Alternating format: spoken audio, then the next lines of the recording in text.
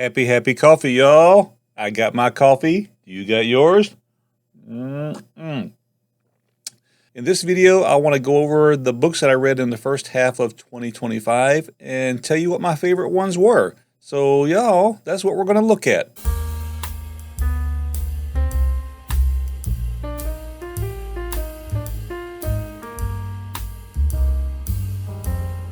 I know I told you when we started this video that this was going to be about the books I read in the first half of 2025, and it is, but I wanted to start out by telling you what I've read in July so far and what I'm reading right now. So I started out in July reading The Coven by Corvina Sweeney. Y'all, this was such a cool book, so fun, so funny, so descriptive. I loved it. I can't wait to read the next book. More about that coming soon. And then what I'm reading right now is Richard Uprising. This is Patrick Silkin, and I'm reading this right now, and I'm absolutely enjoying the heck out of this book. So hopefully that means the last half of 2025 are going to be a lot of good books. And I know they are because I've got most of them already. So anyway, let's just jump right into talking about what I read so far. And I started reading somewhere around the last part of February, reading for pleasure, reading for things that I want, for enjoyment, things like that. Because I've always read technical books, and I've actually got one or two of those in my list. I'll show you. But the first book I bought for enjoyment was The Bone Shard Daughter by Andrea Stewart. And I will tell you what, I hated it. It was absolutely garbage. I'll just say it right up front. It was garbage. It was trash.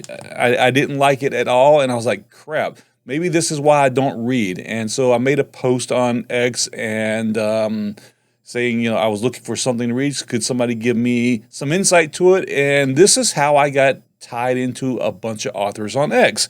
So I got a response from Tyler Kirk, and Tyler Kirk recommended a book to me, and we'll talk about that book in a little bit, but Tyler was gracious enough to recommend a book to me, and when he didn't even recommend his own to me, and with that, I bought his book, The Vitamin Kid. I also have another book by him that I haven't read yet, but I bought The Vitamin Kid. I really enjoyed that. I was like, you know what? Maybe this reading is something to consider and pursue. These books are in no order at all, so just these are just the ones I've read. So I also have The Carriage Master by Jake Hayes. Y'all, this one here is the bomb. So I'm going to set it aside for a little bit, but we're going to talk about this one a tad bit more. This one was awesome. I also read ESP Pawn, and ESP Pawn goes back to, when you start socializing on X and you meet an author that you can relate to, y'all become friends. And you know what? Me and Mike have become friends on X, and I really, really enjoyed this book. It's a book of short stories about items in a pawn shop. Man, I tell you what, I would recommend this every day of the week. If y'all are interested in short stories, this is the way to go. I also read Feed by M.T. Anderson. Now, this is the one, if I had to tell you, that got me into a certain style of books. This was recommended to me by Tyler Kirk. And this is a dystopian story. I really like that type of story, and I've really gotten into them. So if you're into dystopian, this is a great place to start. I love this book. Then there is Lies, Love, Death, Fate by Nicole Callahan. This book here, y'all, wowed me. And we'll put this in a little pile, and we'll talk about it again in a little bit. Then there is a book by Stanley Parrott. So Stanley is another author that I met on X, and we socialized, and I really, really like Stanley. He and I, we're like brothers, brothers that we've never met. This is The Dragon and the Knight. So this is his second book that I read. It was really good. And I also got The Shattered Edge, and The Shattered Edge is how I actually get introduced to Stanley, and I really liked this story. It was really, really cool. So both of them I highly recommend. And then back in March, my family and I went to Boston for National Figure Skating Championships, or World Figure Skating Championships. And while we were there, we done a little sightseeing, and we went to Sleepy Hollow, and while we were there, why not buy the book, about Sleepy Hollow? So we did. So I bought this, The Legend of Sleepy Hollow and Other Stories. A little interesting read. I enjoyed it. It was, it's something everybody should read. There's a TV show about Sleepy Hollow, not even close to what the book is about. But then there is Apostate. So Apostate, let me see, Apostate, did I finish that? Yes, I did. Okay, so back to my criteria. My criteria was the books had to be somewhere in the first half of the year, which means I had to read them by the end of June 30th. And I finished this one I think I finished this one on June 30th. This book right here, wowed the crap out of me. I love this book. It was friggin' awesome. And this is by Nicholas Catron. And, several books that I have bought multiple books of the author. And this particular one right here, and I'll go more in depth on this later in another video, I'm sure. But this book right here, I was uncertain because I'm not into horror a whole lot, and I couldn't tell by reading the description of it if it was going to be something that was, that I jibed with. I jibed with this like crazy. I love this book, so I turned around and I bought another book by Nicholas, and that one will be coming up soon. So I'm going to put this in a special pile over here.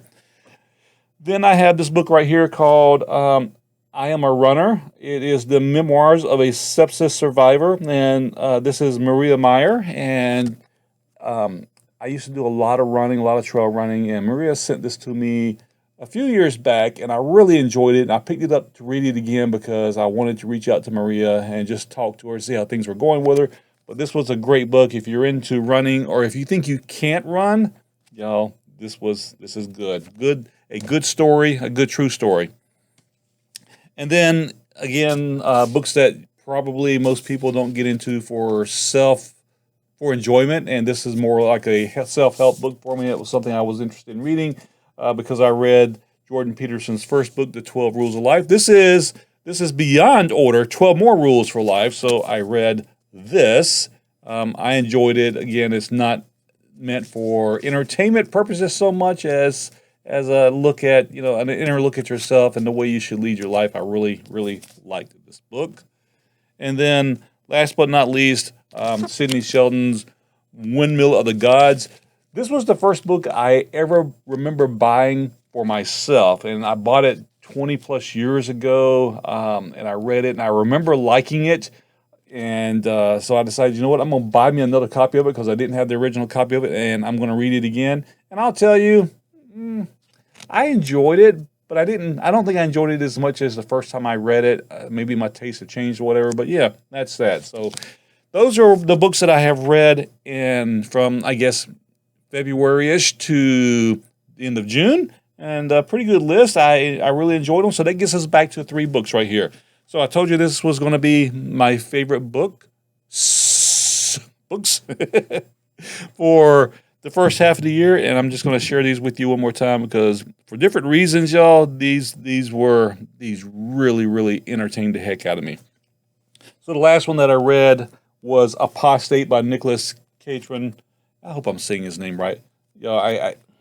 Man, this was just such a creative writing and descriptive story, and it pulled you in and got you involved in the characters.